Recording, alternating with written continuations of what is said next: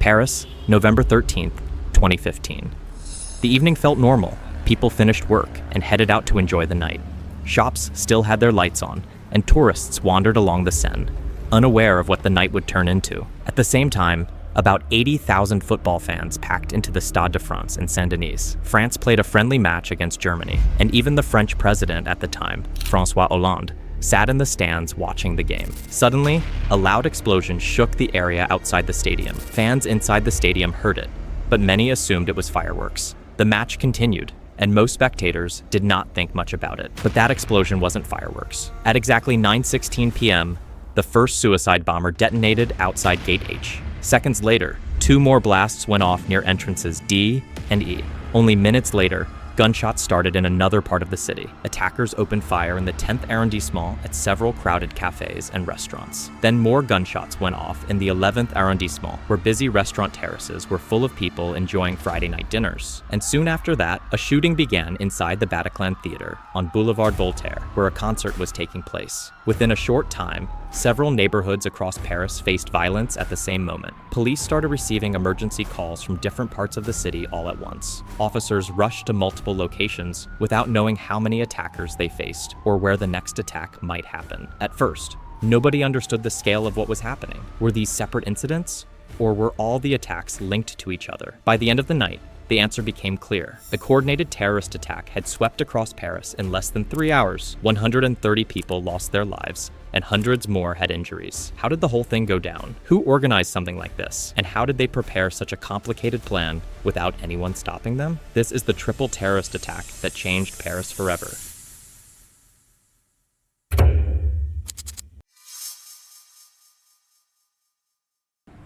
To understand how the attack happened, we need to step back a little and look at the people who planned it. The operation was planned months in advance by a small group of extremists that already lived in Europe.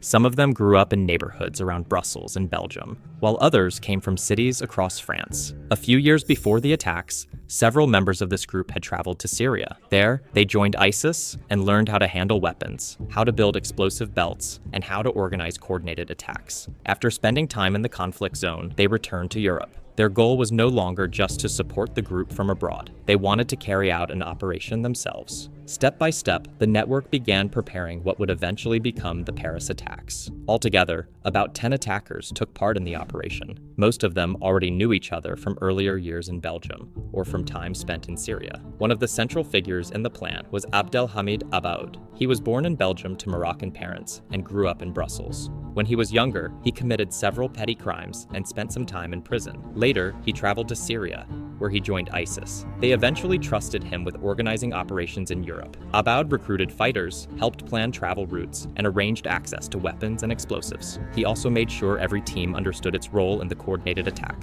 Another key figure was Salah Abdeslam. He also grew up in Belgium and personally knew several members of the network. While he did not detonate explosives that night, he played an important role behind the scenes. He rented vehicles, reserved apartments, and helped move the attackers between locations. Several of the attackers came from France. 3 of them formed the Bataclan team: Sami Amimour, Ismail Omar Mostafai, and Fouad Mohamed Agad. All 3 had become radicalized years earlier. They had spent time in extremist circles in Europe and stayed in contact with Abaoud while preparing for the attack. Another team carried out the shootings at cafes and restaurants. That group included Abaoud himself, Chakib Akru, and Brahim Abdeslam, who was Salah Abdeslam's brother. A third team handled the suicide bombings near the stadium. Each bomber wore a vest packed with explosives, and their positions were carefully chosen near stadium entrances and along streets where many people passed before the match.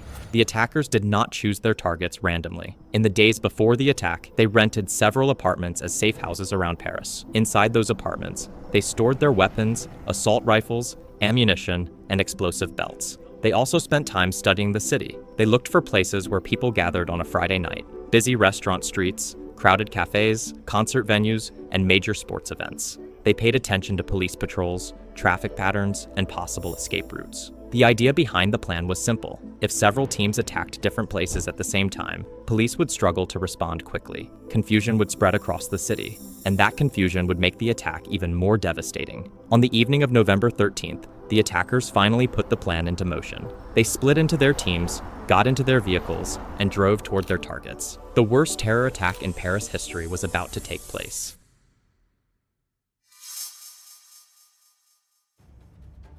9:16 p.m. on November 13, 2015. Outside Stade de France, thousands of football fans were arriving for the international match between France and Germany. Security guards were checking bags and scanning tickets while crowds slowly moved toward the entrances. At Gate D, a man wearing a suicide vest tried to enter the stadium with the crowd. Security guards stopped him at the gate multiple times because he didn't have a ticket but insisted on going in. Unable to get inside the stadium, he walked away from the gate and moved toward a nearby street where fans were gathered outside. Seconds later, he detonated the explosives strapped to his body. The explosion killed one bystander and injured several others nearby. Inside the stadium, more than 80,000 spectators heard the explosion. Most people assumed it was a firecracker or something happening outside the arena. The match continued, and the crowd stayed seated, still unaware of what had just happened. Just 3 minutes later, at 9:19 p.m., a second suicide bomber detonated another explosive vest near Gate H, on the opposite side of the stadium. Then, at 9:53 p.m., a third bomber exploded himself near a McDonald's restaurant a few hundred meters away. Police units around the stadium immediately started receiving radio alerts about the explosions. At first, officers believed it might be an isolated incident, but within minutes, more reports started coming in from across the city. While the explosions were happening at the stadium area, another team of attackers had already begun moving through eastern Paris. At 9:24 p.m., a black car drove slowly along Rue Bichat in the 10th arrondissement. The street was busy with people sitting outside restaurants and cafes enjoying the evening. The car stopped in front of the Le Carillon and the Le Petit Cambodge, two popular neighborhood spots where locals gathered for drinks and dinner. 3 attackers stepped out carrying Kalashnikov assault rifles. Immediately, they opened fire directly into the crowded terraces. Glass exploded from the windows. Tables flipped over. People who had been laughing and talking seconds earlier suddenly ran in every direction. Some fell to the ground, while others rushed inside buildings, searching for cover. The attackers fired more than 200 rounds in less than a minute. 13 people were killed at those 2 locations. They returned to their car and drove away. Only a few minutes later, they stopped again about 400 meters away. This time, the car pulled up beside La Bonne Bière and the Casa Nostra, 2 restaurants with busy outdoor terraces. Again, the attackers stepped out and opened fire on the outdoor terraces. 5 more people were killed. They got back to the car and drove away. For the next 10 minutes, they moved through the narrow streets of the 10th and 11th districts, searching for another crowded spot. At 9:36 p.m., they stopped near the La Belle Équipe on Rue de Charonne. The terrace was full of people having dinner. The attackers stepped out again and opened fire. In less than 2 minutes, they fired over 160 rounds into the crowd. 21 people were killed there. Again, the gunmen then drove away for the last time. At 9:40 p.m., they stopped near Boulevard Voltaire. There, Brahim Abdeslam stepped out of the vehicle and walked toward the Comptoir Voltaire. He entered the restaurant, stood among the customers for a few seconds, and then detonated his vest. The explosion damaged part of the cafe and injured several people inside, though he was the only person killed in that blast. By this point, attacks had already struck several streets across eastern Paris. Dispatchers realized that multiple attacks were happening at the same time. Police patrols, firefighters, and emergency medical teams were sent to several locations at once. But another attack was already unfolding. At 9:42 p.m., the attackers who had been driving the car moved toward their final target. Only a few streets away stood the Bataclan Theater, a historic concert hall on Boulevard Voltaire. Inside, about 1,500 people were attending a metal concert. The music was loud, lights flashed across the crowd, and people sang along with the band. At 9:47 p.m., 3 armed men arrived outside the building. They entered the concert hall with their assault rifles. At first, many people inside thought the loud cracking sounds were part of the music, but within seconds, the reality became clear. The attackers began firing directly into the crowd. Gunshots echoed through the hall. People screamed and rushed toward the exits. The gunmen kept firing for several minutes. At around 9:50 p.m., officers from the Paris Anti-Crime Brigade, known as the BAC, arrived near the Bataclan. They were not a specialized counterterrorism unit, but they were the closest officers in the area.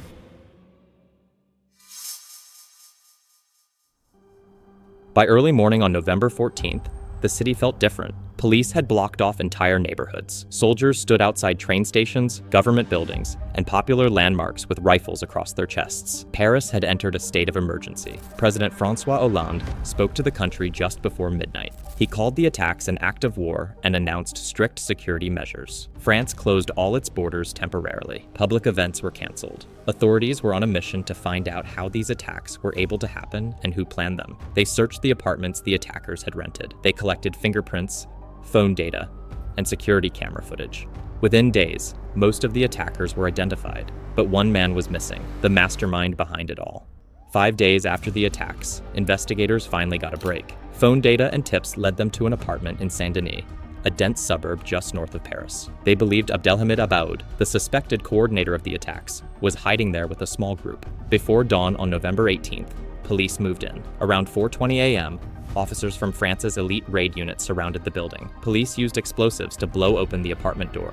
Almost immediately, gunfire erupted from inside. The exchange lasted much longer than anyone expected. At one point, a woman inside the apartment detonated a vest, shaking the building and injuring several officers. That woman was later identified as Hasna Ait Boulachen, Aboud's cousin. When it was finally over, Aboud was found dead inside the apartment. With his death, authorities believed the main group behind the November 13th attacks had been eliminated. In the months that followed, France passed new counterterrorism laws, increasing surveillance powers and strengthening intelligence cooperation across Europe. By the end of the investigation, authorities confirmed that 130 people had been killed, and more than 400 others were injured across all the attack sites. It became the deadliest terrorist attack in France since World War II, and one of the most shocking terrorist attacks in Europe ever.